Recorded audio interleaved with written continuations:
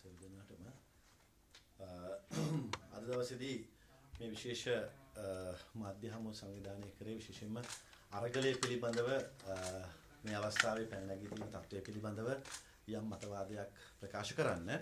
විශේෂයෙන්ම මේ අරගලය පටන් ගත්තේ කොහොමද කියලා අපි අවධානය යොමු කරොත් අරගලය පටන් ගත්තේ ගෝට ගෝ හෝම් කියලා. කවුද ගෝට ගෝ හෝම් කියලා කිව්වේ? අපි තමයි මුලින්ම පාරට බහැලා ගෝට ගෝ හෝම් කියලා සටන් පාඨය එළියට අරගෙන ආවේ. ඒ සටන් පාඨය එළියට අරගෙන ආවහම ඒ මතවාදයට රටේ මිනිස්සු එකතු වුණා. ඒ වගේම ඒ ජනාධිපති ලේකම් කාර්යාලයේ ඉස්සරහට ගිහිල්ලා මුලින්ම ගෝ හෝම් ගෝටා කියලා කියන්න පුළුවන් වුණේ අපිට. එතකොට එතනින් පස්සේ තරුණයෝ මේ අරගලයට එකතු වුණා. මේ අරගලයට එකතු වුණේ ගෝඨාභය රාජපක්ෂ මහත්තයාට යන්න කියන්න, ඒ වගේම මේ සිස්ටම් එකේ වෙනසක් හදන්න, රටේ තියෙන ප්‍රශ්න ටික විසඳන්න කියන ඉල්ලීම් එක්ක. ඉතින් ඒකට අපි ගරු කරනවා. ඒ වගේම ඒ ගෝඨ ගෝ හෝම් අරගලයට අපේ පූර්ණ දායකත්වයේ පූර්ණ ශක්තිය අපි හැමදාම පෙනී හිටියා. ඒ වෙනුවෙන් අපි එතනින් වියුක්ත වුණේ නැහැ. ගෝඨාභය රාජපක්ෂ මහත්තයත් එක්ක ඒ ජන අගමැතිවරයෙක් නැති වෙච්ච වෙලාවේ, කවුරුවත් රටේ අනාගතය සිද්ධ වෙන දේ බලා ගන්න නැති වෙච්ච වෙලාවේ අපි එකට එකතු වෙලා රටේ මිනිස්සුන්ගේ යහපත වෙනුවෙන් එකතු වුණාමත් අපි ගෝඨාභය රාජපක්ෂ මහත්තයාගෙන් ඇහුවේ ඔබතුමා කවදද යන්නේ? ඔබතුමා ජනාධිපති ක්‍රමය අහෝසි කරන්නේ කවදද? සර්වපාක්ෂික ආණ්ඩුව හදන්නේ කවදද කියන අරගලයේ තේමාවන් තමයි අපි අරගෙන ගියේ. අද වෙනකොට ඒ මූලික අවශ්‍යතාවය ගෝඨ ගෝ හෝම් කියන කාරණාව ඉෂ්ට වෙලා තියෙනවා. ඒ වගේම 22 වෙනි සංශෝධනය හරහා අනිද්දා දවසේදී පාර්ලිමේන්තුවට එන 22 වෙනි සංශෝධනය හරහා විධායක ජනාධිපතිවරයාගේ බලතල අහෝසි වෙලා නැවත වතාවක් 19 වෙනි සංශෝධනයේ තිබිච්ච තැනට බලතල ගේන්න අපි කටයුතු කරලා තියෙනවා.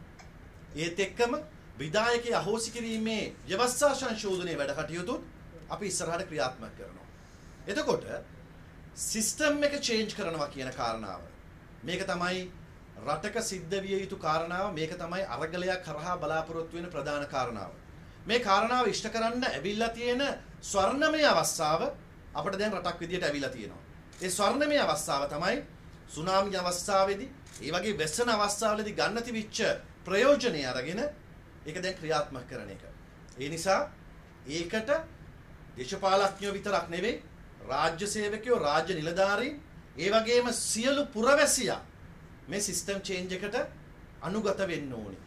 එහෙම කියලා හොරෙන් පෙට්‍රල් ඇදලා විකුණනවා නම්, නම්බර තහඩුව වෙනස් අංක තහඩුවක් අරගෙන ගිහිල්ලා තෙල් ටික ගහගන්න යනවනම් මේ ක්‍රමේ වෙනස් කරන්න බෑ. තමන්ගේ වැඩේ හරියට කරන ගමන් පූර්ණ කැපවීමක් කරලා මේ රටේ දැවැන්ත වෙනසක් කරා අපි යන්න ඕන වෙලාවක් ඇවිල්ලා තියෙනවා. එතකොට මේ කැරලිකරුවන් සහ අරගලකරුවන් කියන්නේ දෙපාර්ශවයක් කියන එක අපි පැහැදිලිව අවබෝධ කරගන්න ඕනේ. අරගලකරුවන් කියන්නේ සර්වපාක්ෂික අරගලකරුවන්, නිර්පාක්ෂික අරගලකරුවන් විදියට ජනාධිපති ලේකම් කාර්යාලයේ ආසන්න ගෝඨාගෝගම හදාගත්තු තරුණයෝ අරගලවලට කරා මිසක්, මේ වෙනස වෙනුවෙන් අරගල කරා මිසක් ඒ අය ආයුධ සන්නද්ධ කණ්ඩායම් වලට ඕන විදියට නටන්නවත්, එහෙම නැත්නම් කැරලිකාර කණ්ඩායම් බවට පත් වෙන්නවත් ගියේ නැහැ. හැබැයි පහුගිය දවස් වෙනකොට අර සෝවියට් පන්නයේ විප්ලවයක් කරලා පාර්ලිමේන්තුවෙන් පිට බලයක් නිර්මාණය කරන්න කියන, පාර්ලිමේන්තුවේ ඡන්ද ගන්න බැරි, රටේ මහජන මතය දිනා ගන්න බැරි කණ්ඩායම් වල අවශ්‍යතාවයන්ට මේ අරගලයේ ඇතැම් පාර්ශව ක්‍රියාත්මක වෙන්න පටන් ගත්තා. ඒ අනුව තමයි මේ අය මේ ගොඩනැගිලි අත්පත් කර ගැනීම කරන්න පටන් ගත්තේ. ජනාධිපති ලේකම් කාර්යාලය, ජනාධිපති මන්දිරය, අගමැති කාර්යාලය, අරලියගහ මන්දිරය මේව අත්පත් කරගන්න පටන් ගත්තේ. වර්තමාන ජනාධිපතිවරයාගේ ගේ ගිනි තියුවේ, മന്ത്രിවරු 77කගේ ගෙවල් ගිනි තියුවේ. තවත් අයට තර්ජනය කරේ. මෙහෙම වෙන්නේ නැත්නම් අපි ගිනි තියනවා කියලා කිව්වේ. ආවේ කුණාටුවක්, එන්නේ සුනාමියක්. බලහත්කාරයෙන් මේ තර්ජනය කරලා මේ පාර්ලිමේන්තුවෙන් පිටට බලය ගේන්න උත්සාහ කළේ මේ අය. මේ පාර්ලිමේන්තුවෙන් පිටට බලය ගේන්න උත්සාහ කරා විතරක් නෙවෙයි පහුගිය දවසේ පාර්ලිමේන්තුවත් ගිනි තියන තැනට ඩෝසර් අරගෙන පාර්ලිමේන්තුව ඩෝසර් කරන්න පාර්ලිමේන්තුව ගාවට කට්ටිය ආවා. හමුදාව අතේ තිබිච්ච ආයුධ උදුරගත්තා. එතකොට සන්නද්ධ අරගලයක් දක්වා යන තැනකට මේ අරගලය ගමන් කරන්න සූදානම් වුණා. ඒ නිසා තමයි ඊට විරුද්ධව රාජ්‍ය ආරක්ෂා කර ගැනීම වෙනුවෙන් ආණ්ඩුව ආරක්ෂා කරන්න නෙවෙයි, පුද්ගලයෝ ආරක්ෂා කරන්න නෙවෙයි, රාජ්‍ය ආරක්ෂා කර ගැනීම වෙනුවෙන් ත්‍රිවිධ හමුදාවට පැවරුණු රාජකාරිය, රාජ්‍යයේ සුරකීම, එයයි දිවුරුම් දීලා තියෙන, එයයි ප්‍රතිඥා දීලා තියෙන විදියට රාජ්‍ය ආරක්ෂා වෙනුවෙන් කැබිනට් මණ්ඩලයට ජනාධිපතිවරයාටත් පැවරුණු වගකීම වගේම ත්‍රිවිධ හමුදාවට පැවරුණු වගකීම විදියට රාජ්‍ය ආරක්ෂා කිරීම වෙනුවෙන් එයයි පෙනී හිටියා. එයයි පෙනී ඉඳලා තමයි ජනාධිපති ලේකම් කාර්යාලය මුදා ගැනීමේ කටයුත්ත සිද්ධ කරන්නට යෙදුනේ. ඒක සමහරු චෝදනා කරනවා පහර දුන්න. එහෙම නැත්නම් ඊ타මත්ම නින්දිත පහර දීම් සිද්ධ වුණා කියලා. එහෙම පහර දීම් සිද්ධ වෙලා තියෙනවනම් ඒ වගේ නීතියට පිටින් වැඩ වෙලා තියෙනවනම් ඒ පිළිබඳව හොයා බලන්න ඕනි. ඒ පිළිබඳව පරීක්ෂා කරන්න ඕනි. නමුත් ඇමරිකාවේ කොංග්‍රස් ගොඩනැගිල්ල, ඒ වගේම ඇමරිකාවේ ඒ ගොඩනැගිලි මුදා අරගල කරුව අල්ලගත්තු වෙලාවේ ඒ රාජ්‍යයට වගකීමක් තිබුණා. රාජ්‍යයේ බාරකාරයෝ විදියට, ආරක්ෂාකාරයෝ විදියට හමුදා නිලධාරීන්ට ඒක ආරක්ෂා කරගන්න පොලිසියට ඒ යුතුයකම ඒ අය ඉෂ්ට කරලා ජනාධිපති ලේකම් කාර්යාලයේ අපේ රටේ බලහත්කාරයෙන් අල්ලගෙන හිටපු පිරිස එළියට අයින් කළා. ඒ අයට අරගලයේ දිගටම කරගෙන යන්න ගෝඨාගෝගම පරිශ්‍රය තවමත් කිසිදු කරදරයක් නැතුව තියෙනවා. ඒ පරිශ්‍රය එහෙම පවත්වාගෙන යන්න පුළුවන්. ඒ වගේම අලුතෙන් විහාර මහාදේවී උද්‍යානය විවෘත කරලා තියෙනවා. ඒ පිළිබඳව අදහස් දක්වන්න, කතා කරන්න, ඉඩ හදලා දෙන්න දැන් සකස් කරලා තියෙනවා. මේකේ කිසිම බාධාවක් නැහැ. රනිල් වික්‍රමසිංහ ජනාධිපතිවරයා අග්‍රාමාත්‍යවරයා වෙච්ච ගමන් කිව්වා ගෝඨාගෝහෝම් ගමට අපි කිසිදු කරදරයක් කරන්නේ නැහැ. ඒ අයගේ මතවාද වලට අපි ගරු කරනවා කියලා. ඒ මතය එලෙසමයි. ඒ අරගලයේ ඉස්සරහට ගෙනියන්න, ඒ අරගලයේ මතවාදයේ ඉස්සරහට කරගෙන යන්න අපි කිසිදු බාධාවක් සිද්ධ කරන්නේ නැහැ විතරක් නෙවෙයි. ඒ අරගලයේ මතවාදයන් මේ රටේ සංවර්ධනය වෙනුවෙන්, මේ රටේ මිනිස්සුන්ගේ යහපත වෙනුවෙන්, මේ රාජ්‍යයේ යහපත වෙනුවෙන් භාවිතා කරන්න අපි සූදානම්. ඒ තරුණයන් මේ රාජ්‍යකරණයට භාවිතා කරන්න පාර්ලිමේන්තුවේ කමිටු ක්‍රමය හරහා ඒ අයව සම්බන්ධ කරගන්න අපි සූදානම්. ඒ විතරක් නෙවෙයි, ඒ අයගේ නවෝත්පාදන, ඒ අයගේ නව අදහස් භාවිතා කරන්න, ඒ අයට කතා කරන්න වේදිකාවල් නිර්මාණය කරන්න අපි සූදානම්. ඒ අයට අවශ්‍ය වෙලාවට පහසුකම් ලබා දෙන්න.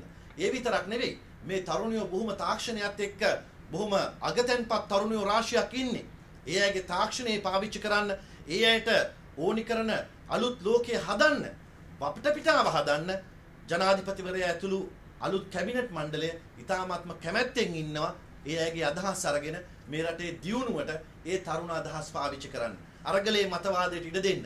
අරගලයේ මතවාදය අනුව දේශපාලන ප්‍රතිසංස්කරණය කරන්න. අරගලයේ මතවාද අනුව දේශපාලන වෙනස්කම් කරන්න. අරගලයේ මතවාද අනුව සමාජ ප්‍රගමනයක් ඇති කරන්න අපි සූදානමින් ඉන්නවයි කියන කාරණාව මේ වෙලාවේ අපි පැහැදිලිවම සඳහන් කරන්න ඕනි. ඒ වගේම මේ අරගලයට අපි සහයෝගය දුන්නේ ඒ සිස්ටම් චේන්ජ් එක අපි බලාපොරොත්තු වෙන නිසා. මේ සිස්ටම් එකේ ප්‍රශ්නයක් තියෙන බව අපි දන්න නිසා. හැබැයි සිස්ටම් එකේ චේන්ජ් එක කියන්නේ ප්‍රජාතන්ත්‍රවාදයේ වලලලා දාන්න. එහෙම නැත්නම් පාර්ලිමේන්තුව දෝසර් කරන්න. ප්‍රජාතන්ත්‍රවාදී ක්‍රමේ පැත්තකට දාලා පාර්ලිමේන්තුවෙන් එළිය බලයක් තියාගෙන කැරලිකාරයන්ට ඕන විදිහට මේ රට කරන්න නෙවෙයි. කැරලිකාරයන්ට විරුද්ධව නීතිය ක්‍රියාත්මක කරන්න අපි ඉතාමත්ම ඕනෑකමින් සැදී පැහැදී ඉන්නවා. කැරලිකරුවන්ට විරුද්ධව. හැබැයි ඒ අරගල කරුවන්ට විරුද්ධව නෙවෙයි. කැරලි ගහලා මේ රාජ්‍යයට හානියක් කරනවා නම්, රාජ්‍යයේ දේපල වලට හානි වෙලා තියෙනවා නම්, හානි කරනවා නම් ඒවට විරුද්ධව නීතිය ක්‍රියාත්මක කරන්න සූදානම්.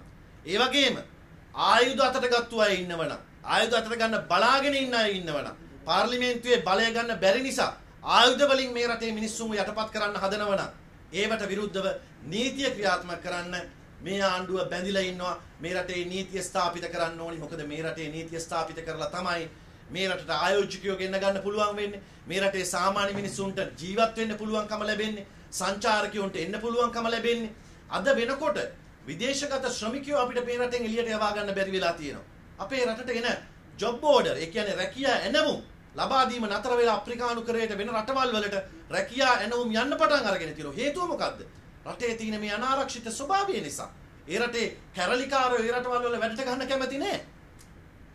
ඒ නිසා අපි තාමත්ම ඉක්මනින් මේ කැරලිකාර කණ්ඩායම් ඒ අයව නිරායුධ කරන්න, ඒ වගේම ඒ අයගේ මේ මතවාදය නැති කරලා ඒ අයට රටේ සාමය නැති කරන තැන වහාම නතර කරන්න රජයක් විදියට අපි කටයුතු කරනවා. නමුත් අරගලකරුවන්ට අපි නැවත නැවත කියනවා අපි අරගලකරුවන් එක්ක ඉදිරියට මේ ගමන යන්න සූදානම්. අරගලකරුවන් වෙනුවෙන් පෙනී සිටිය ගෝල්ෆේස් ප්‍රකාශනය පාර්ලිමේන්තුවේ ඉදිරිපත් කළේ මම. ගෝල්ෆේස් එකේ තරුණයෝ පාර්ලිමේන්තුව ගාවට ඇවිල්ලා ලිපියක් බාර දෙන්න ගියාම අත්අඩංගුවට ගත්තාම මේ පිළිබඳව කතා කරේ අපි ඒ වෙනුවෙන් හෙට දවසෙත් පෙනී හිටිනවා. ඒ සේරම කරලා එළියට එනකොට අරගලයේ කණ්ඩායම් අපිටත් පාර්ලිමේන්තුවෙන් එළියට එනකොට තර්ජනය කළා. ඒවා අපි ගණන් ගන්නේ නැහැ. ඒවා අපි අමතක කරනවා. අපි මේ අරගලයේ මතවාද දරන තරුණයන්ගේ අවශ්‍යතාව වෙනුවෙන්, එයාගේ වෙනස වෙනුවෙන් අපි පෙනී ඉන්නවා. එයාට ඕනි කරන පහසුකම් සපයන්නත් අපි බලාපොරොත්තුෙන් ඉන්නවා කියන එක අපි මේ වෙලාවේ මතක් කරලා දෙනවා. ඒ වගේම දැන් කියනවා මේ අරගලයට අපි මේ දේශපාලනික වශයෙන්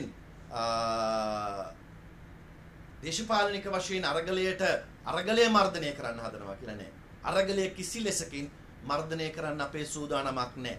එතකොට මේ අපි බලාපොරොත්තු වෙන කාරණාව තමයි අපි මේ රටේ අරගලකරුවන්, මේ රටේ නිර්මාණය කරපු අලුත් සංස්කෘතිය, මේ රටේ මිනිස්සු ඉල්ලපු ඒ අලුත් වෙනස නිර්මාණය කරන්න අපි කැප වෙලා ඉන්නවා.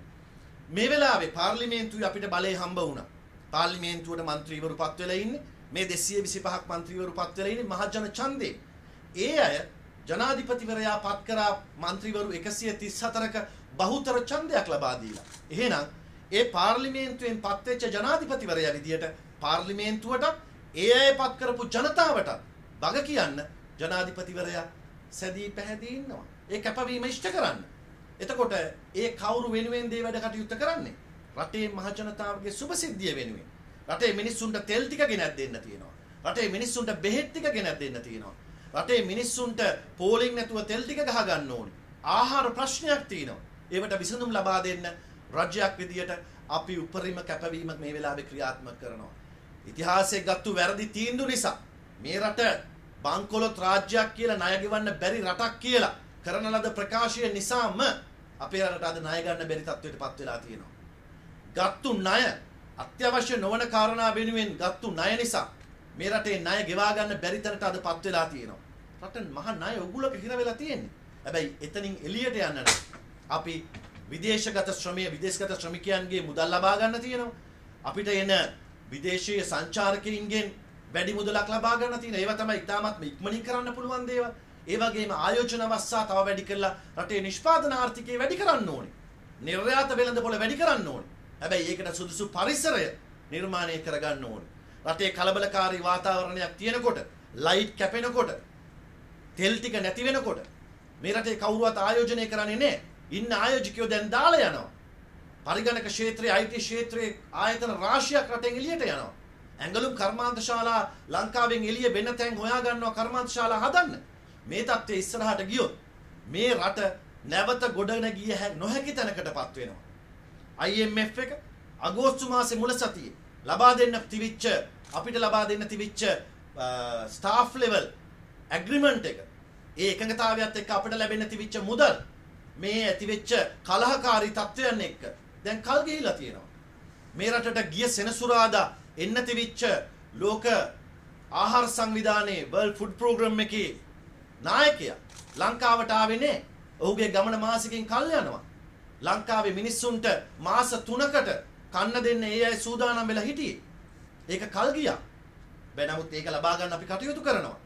ඒ වගේම තමයි අනෙකුත් ආධාර දෙන්න තියෙන සියලු තැන් මේ කැරලිකාරී තත්ත්වය නිසා, මේ කලහකාරී තත්ත්වය නිසා අද යම් ප්‍රමාදයක් නැති වෙලා තියෙනවා.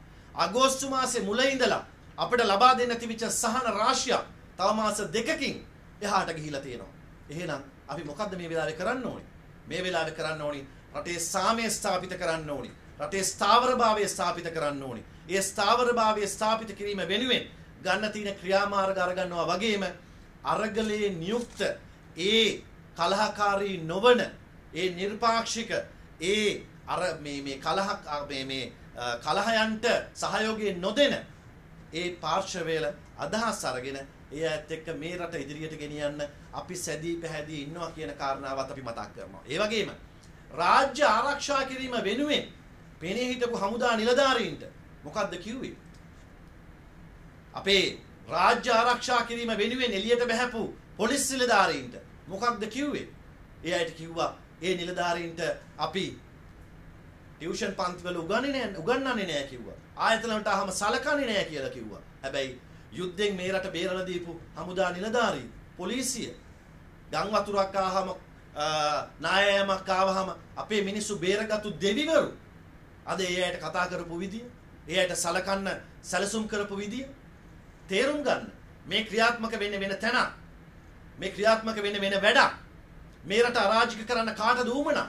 මේ රටේ මිනිස්සුන්ට අවශ්‍යයිද මේ රට අරාජික කරන්න? මේ රටට එන ආධාර ටික නවත්තන්න මේ රටේ මිනිස්සුන්ට උවමනායිද? මේ රටේ කර්මාන්ත ටික මේ රටෙන් එළියට යවන්න කාට හරි උවමනාවක් තියෙනවද? මේ වෙන වෙන රටවල් වල ඉඳගෙන ද්විත්ව පුරවැසිභාවය තියාගෙන මේ රටේ අර්බුදයක් නිර්මාණය කරලා ඒ වලට හම්බෙන ඩයස්පෝරාවේ මුදල් වලින් නිකන් හිතලා බලන්න අරගලයේ ඉන්න අයගේ මූණු ටික දිහා, අරගලයේ ඉන්න අයගේ නම් ටික දිහා, මේක අරාජික කරන්න බලාපොරොත්තු වෙන අයගේ පැටිකිරිය දිහා, එයාගේ පසුබිම දිහා බලන්න. ඒගොල්ලෝ කොහෙන්ද ක්‍රියාත්මක වෙන්නේ කියලා බලන්න. ඒ වලට හම්බෙන ජාත්‍යන්තර සහයෝගය දිහා බලන්න. පාර්ලිමේන්තු මන්ත්‍රීවරයෙක් මැරුණාම ට්වීට් එකක් දැම්මේ නැති ජාත්‍යන්තරේ මන්ත්‍රීවරුන්ගේ ගෙවල් 77ක් ඇතුළුව ගෙවල් 100කට ආසන්න සංඛ්‍යාවක් අර ඔය කියන කඩාකප්පල්කාරීන් ගිනි තිව්වහම ට්වීට් එකක් දාන්න බැරි වෙච්ච බොහොම රාජතාන්ත්‍රිකයෝ මොනවද කරේ? කීප දෙනෙකුට පහර දීමක් සිද්ධ වුණාම ජනාධිපති ලේකම් කාර්යාලය මුදව ගත්තාම ට්වීට් කරනවා කරපු දේ වැරදි කියලා. ජනාධිපති ලේකම් කාර්යාලය මුදව ගත්තාම ලේකම් කාර්යාලය මුදව ගන්න අවස්ථා ගණනාවකදී 14 වෙනිදා ඉඳලා නොඑක් අවස්ථාවලදී කිව්වා අද යන්න, අද හවස 6ට යන්න, හැම වෙලාවකම වෙලාවල් දෙනකොට කල්ගත්ත ඇරෙන්න රාජ්‍යයේ අනට ක්‍රියාත්මක වුණේ නැහැ. මේ රාජ්‍ය අනට ක්‍රියාත්මක නොවෙනකොට රාජ්‍යයට සිද්ධ වුණා ඇමරිකාවේ සිද්ධ කළා වගේම අනෙකුත් රටවල සිද්ධ කරා වගේම ජනාධිපති ලේකම් කාර්යාලය සියලු අපේ රාජ්‍ය තන්ත්‍රයේම මූලස්ථානය බේරා ගැනීමේ මෙහෙයුමක් ක්‍රියාත්මක කරන්නේ.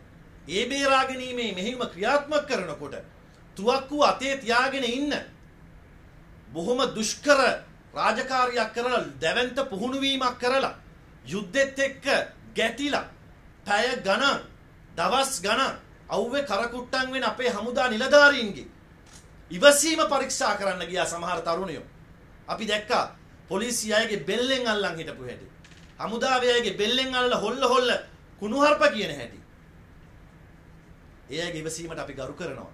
මේ තරම් ඉවසීමක් අපේ හමුදාවේ දක්නට ලැබීම සමහරු කියලා තිබුණා අපේ හමුදාව යුද අපරාධා කරා කියන එක අපිට දැන් පිළිගන්න වෙනවා කියලා සමාජ මාධ්‍ය වෙබ් අඩවිවල කියලා තිබුණා. හැබැයි ඇත්ත කතාව අපේ අයගේ එදා කරපු ඉවසීම පසුගිය අරගලවලදී අසුගිය කැරලිකාරී ඒ නොසන්සුන්කාරී අවිහිංසාව මේ හිංසාකාරී වැඩවලදී අපේ හමුදාවේ තිබිච්ච ඉවසීම ලෝකේ කිසිම හමුදාවක දකින්න නැහැ. ඒ ඉවසපු ඉවසීම කරගන්න බැරි වුණා නම් මේක ඉතාමත්ම නරක තැනකට යනවා. හැබැයි අපේ නිලධාරීනේ ඉවසුවා. පොලිසියේ නිලධාරීන් බණ්ඩාරනායක පිළිරුව අසලින් මීටර් 20ක් මීටර් 50ක් අයින් වෙන්න කියලා නියෝගය දුන්නාම අධිකරණේ නියෝගය අරන් ආපු පොලිස් නිලධාරීන්ට බැනල එළවපු හැටි අපි සමාජ මාධ්‍ය හරහා දැක්කා. ඵලයන් මෙතනින් ඵලයන් එළියට. අර හොඳම භාෂාවෙන් විතරක් නෙවෙයි නරක වචන වලිනුත් කියලා හමුදා පොලිසියේ නිලධාරීන් ඉතාමත්ම නරක විදියට ඒ බණ්ඩාරනායක පිළිරුව ආශ්‍රයයට ආපු අයට කිව්වා මේ ගමට කෙකුටවත් එන්න බෑ කියලා. ඒතකොට අධිකරණයටත් වඩා අය ඉහළයි. පොලිසියටත් වඩා අය ඉහළයි. ඒතකොට ඒකද මේ රටේ මිනිස්සු බලාපොරොත්තු වෙන්නේ? ඒකද මේ ජාත්‍යන්තරය බලාපොරොත්තු වෙන්නේ? ඒක රටේ නීතියට අවනතු නොවන පිරිසක් පවත්වා ගැනීමද බලාපොරොත්තු වෙන්නේ? නෑ. රටේ සමස්ත ජනතාව 2 කෝටි 20 ලක්ෂයක් ජනතාව මේක බලාපොරොත්තු වෙන්නේ නැහැ. අරගලේ ඉන්න තරුණයෝ මේක බලාපොරොත්තු වෙන්නේ නැහැ. මේ කැරලිකාර ඒ වගේම ඡන්දකින් බලයක් ගන්න බැරි බව දන්න ඡන්දකින් බලයක් ගන්න බැරි බව ප්‍රත්‍යක්ෂව ඔප්පු වෙලා තියෙන කණ්ඩායම් තමන්ගේ පරණ පුරුදු විදියට ආයුධ අතට අරගෙන සන්නද්ධ අරගලයක් බවට මේක පත් කරන්න ගරිපු උත්සාහයක්. හැබැයි සන්නද්ධ අරගල කරන්නවත් මේ රට කලහකාරී විදියට ආණ්ඩුව එහාට මෙහාට කරන්නවත් ඒ කලහකාරීන්ට ඉඩ දෙන්න අපි සූදානම් නැහැ. අපි දේශපාලන තීන්දුව ගත්තේ රට වෙනුවෙන්. අපේ දේශපාලනේ පැත්තකට තියලා අපේ දේශපාලන අනාගතේ පැත්තකට තියලා ජනාධිපතිවරයාටත් දේශපාලන බලාපොරොත්තු නැහැ. ජනාධිපතිවරයාටත් දේශපාලන ඊළඟ අනාගතයක් ගැන කල්පනා කරන්නේ නැහැ. එතුමත් අපිත් ඉන්නේ මේ රටේ සාමය ස්ථාපිත කිරීම වෙනුවෙන්. ඒ වෙනුවෙන් අපි කැපවීම කරනවා කියන එක අපි මේ වෙලාවේ සඳහන් කරනවා. බොහොමත්ම ස්තුතියි.